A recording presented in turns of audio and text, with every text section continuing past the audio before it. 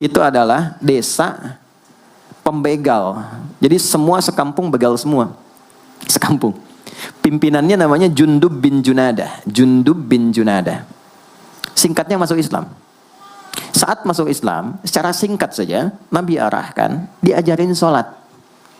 Betapa sholat merubah hidup beliau, jadi lebih baik. Kembali ke kampungnya, mengajarkan, singkatnya apa? Madinah heboh dengan kedatangan tapak kaki, yang ternyata itu orang-orang Ghifar. Sekampung kurang lebih masuk Islam, dan berubah jadi orang baik semua.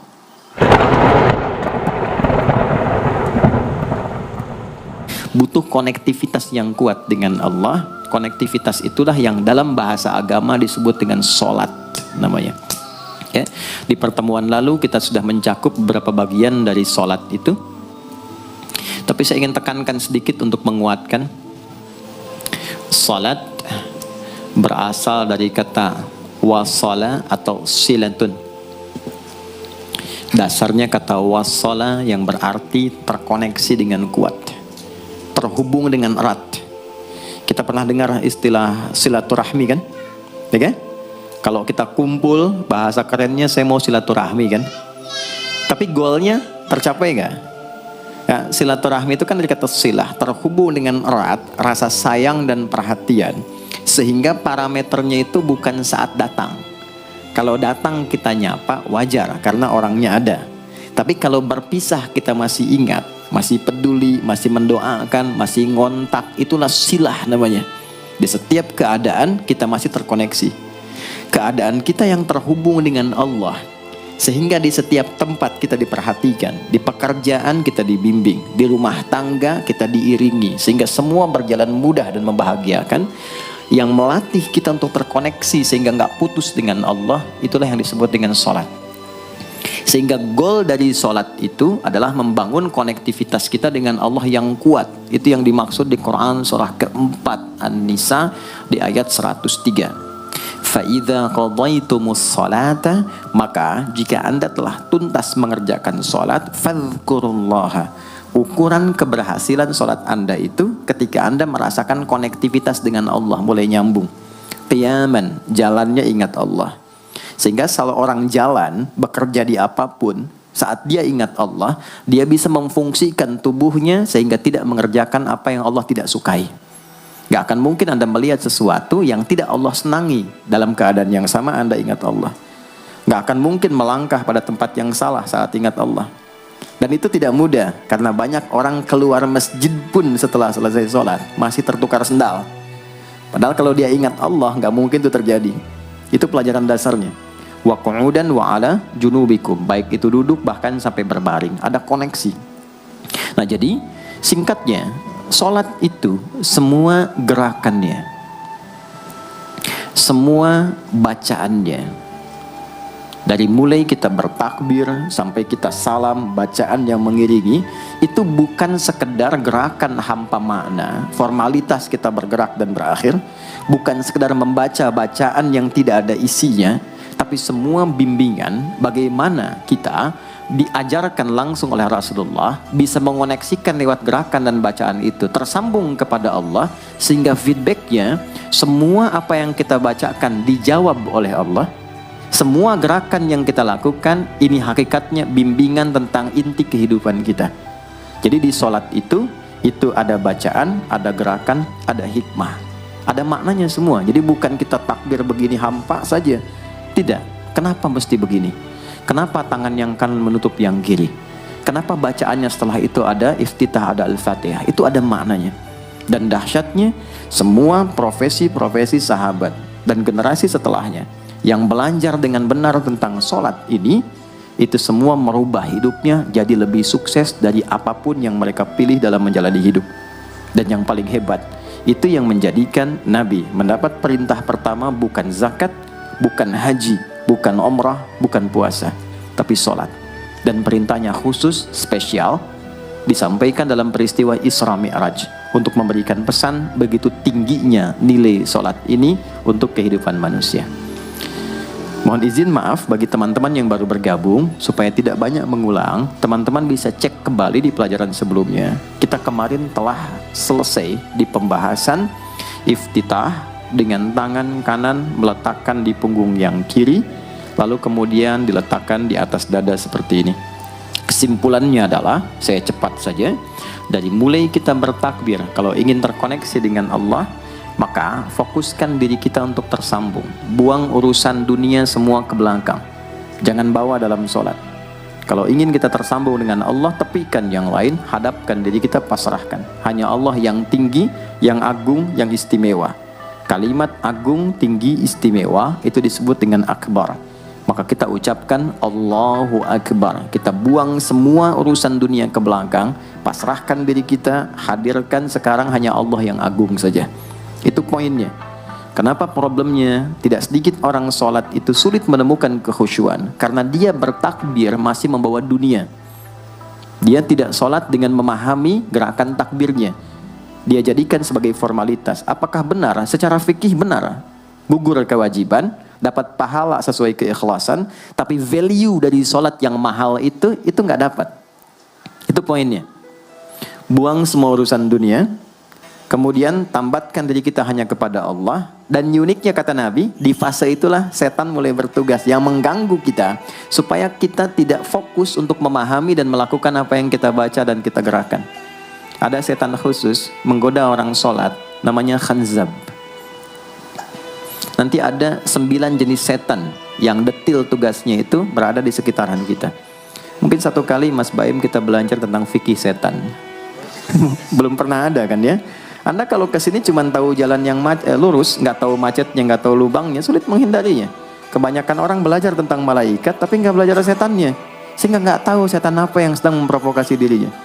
Di Quran, malaikat disebutkan 88 kali, setan disebutkan 88 kali. Kalau kita cuma dengar motivasinya, nggak tahu provokasinya, kita nggak tahu bagaimana cara menghindari yang ini. Itu poinnya. Khanzab itu, dia menggoda orang sholat, dimulai dari takbir. Jadi kalau belum takbir, Anda bisa merasa fokus apa saja. Nggak percaya silahkan. Sebelum takbir tuh bisa siap fokus. Tapi begitu Anda mulai bertakbir, di hadis riwayat Abu Daud, Allahu Akbar, fayaqulu syaitanu. Maka di sini setan mulai tugasnya untuk mengganggu orang supaya nggak dapat nilai-nilai tadi. Maka dia berkata, udhkur kadza. Kamu ingat ini ya, kamu ingat itu ya. Betapa Anda memulai dengan membuang semua urusan dunia. Tapi kalau sudah takbir, itu setan yang install. Masuk sendiri dia. Makanya kalau nggak percaya silahkan nanti zuhur tuh ya. Begitu Anda takbir, itu masuk semua. Ingat ini, ingat itu, mobil parkir di mana. Sampai ceramah saya sekarang pun itu akan masuk. Ingat ya, ada setan yang goda. Nah itu setan itu. Itu setan sendiri. Membuat kita itu begitu lupa. Sampai lihat ujung hadisnya. Hatta la yash'ural musalli kam raka'atan yusalli. Sampai nanti akan ditemukan orang sholat, dia tidak sadar berapa rakaat sedang menunaikan sholatnya. Nah itu kalau Nabi sampaikan pasti terjadi. Poin untuk kita bisa mengatasi itu, poinnya apa? Quran surah ke-29 dulu. Ayat 45. Quran surah 29 Al-Ankabut ayat 45. Di Islam tuh uniknya begini, istimewanya. Nggak ada satupun ibadah yang hasil kreasi manusia. Semua terukur. Ini dalilnya, alasannya, landasan kita ibadah itu dari Tuhannya ini. Penjelasan contohnya ini dari Nabi. Pakemnya begini, kodifikasi ilmunya seperti ini, sehingga terjaga sampai kapanpun. Dan tidak ada satupun yang kita kerjakan dalam ibadah kecuali semua punya landasan yang kuat. Dan hebatnya diterangkan, ini caranya, ini bacaannya, ini maksudnya seperti ini hikmahnya. Kenapa Anda begini? Kenapa begitu? Hasilnya apa? Ketika seseorang sedang memulai sholatnya, dari awal dia pengen fokus, tapi ketika dia mulai bertakbir muncul godaan, maka sebelum sholat ditunaikan Allah sudah ingatkan, utlu ma uhya ilaika minal kitab. Utlu itu dari kata tilawah, artinya baca, pahami, amalkan apa yang telah dipahami itu. Jadi sejatinya sebelum sholat, kata Allah, kalau ingin menikmati sholatnya, ingin tahu value dari sholat dan dihasilkan seperti orang dulu meraihnya, maka jangan kita terfokus untuk formalitas saja. Yang penting benar bacaan, takbir sampai salam terjaga. Betul, sekali lagi itu menggugurkan kewajiban. Formulasinya selesai, secara fikih tuntas, tapi hikmah sholat yang tadi itu kita nggak dapat. Maka yang terjadi apa? Baca dulu, tilawah, utlu, baca, pelajari dulu sebelum sholat. Kemudian pahami kenapa takbirnya begini. Kita kemarin sudah belajar. Kenapa tangan kanan menutup yang kiri?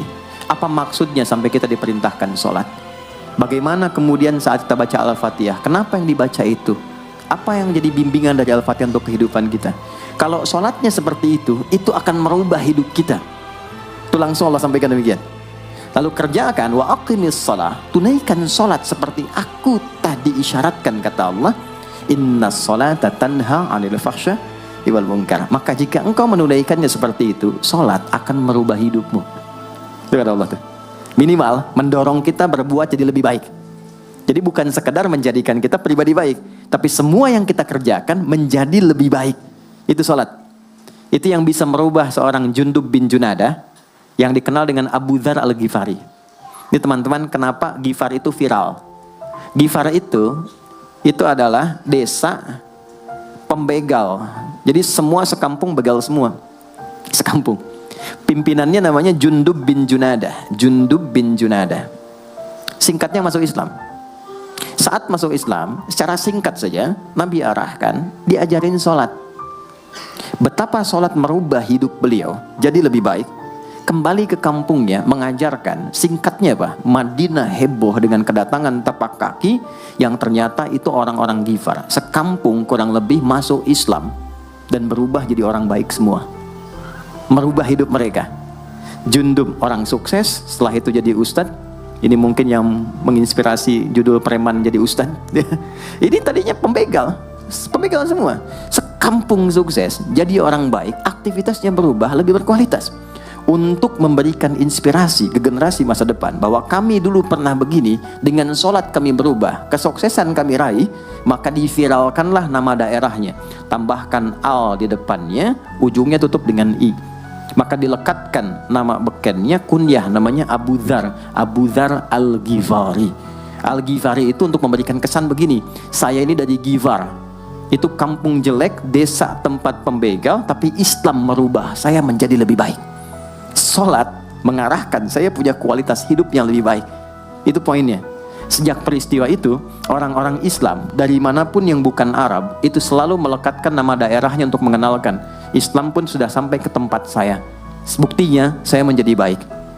Ada namanya Muhammad, punya bapak namanya Ismail, punya kakek namanya Ibrahim, kakek buyutnya Al-Mughirah, eyang buyutnya Al-Bardizbah, tinggal di kecamatan Ju'fah, kabupatennya Bukhara, provinsinya Khorasan, negaranya Uzbekistan sekarang. Maka karena dari Bukhara, dia kenalkan diri, datang ke daerah Arab, saya dari Bukhara. Rumus yang sama, tambahkan al di depannya, ujungnya i. Maka dia katakan ana al-Bukhari. Itulah Imam Al-Bukhari, bukan orang Arab. Kita punya guru besar Syekh Nawawi dari Banten, ana Nawawi Al-Bantani, ana Ahmad Yasin Al-Padangi. Tapi kesan kota itu untuk menunjukkan Islam telah sampai ke tempat saya dan merubah saya menjadi lebih baik. Kang Baim datang ke Mekah umrah, katakan saya Baim Bong al tanah kusiri. Maka kesan yang dibangun itu telah sampai ke tempat saya, merubah saya lebih baik. Saya Arman al Pondok Indahi misalnya kan, tidak masalah. Itu sah. Dan orang mengenal, oh rupanya Islam telah ke setiap wilayah. Tapi value-nya sampai enggak. Jangan cuma kita katakan saya dari fulan, saya dari tempat A. Poinnya adalah, apa yang merubah engkau dari Islam menjadikan engkau lebih baik. Jadi kalau ada orang Islam mengaku Muslim, lisannya tidak lebih baik, maaf sekali, telinganya mendengar tidak yang baik, perilakunya kurang baik, maka dipertanyakan klaim keislamannya. Sudah sejauh mana saya mendapatkan keberkahan dari Islam itu? Itu yang menjadikan kenapa sholat paling pokok dipaksa kita wajib, bukan karena sujud rukuknya. Anda tidak sujud pun tidak akan menurunkan status Allah sebagai Tuhan, tetap Tuhan. Tapi ternyata ada value besar yang dengan kasih Allah diminta kita sholat supaya kita minimal jadi orang baik dan sukses dalam hidup.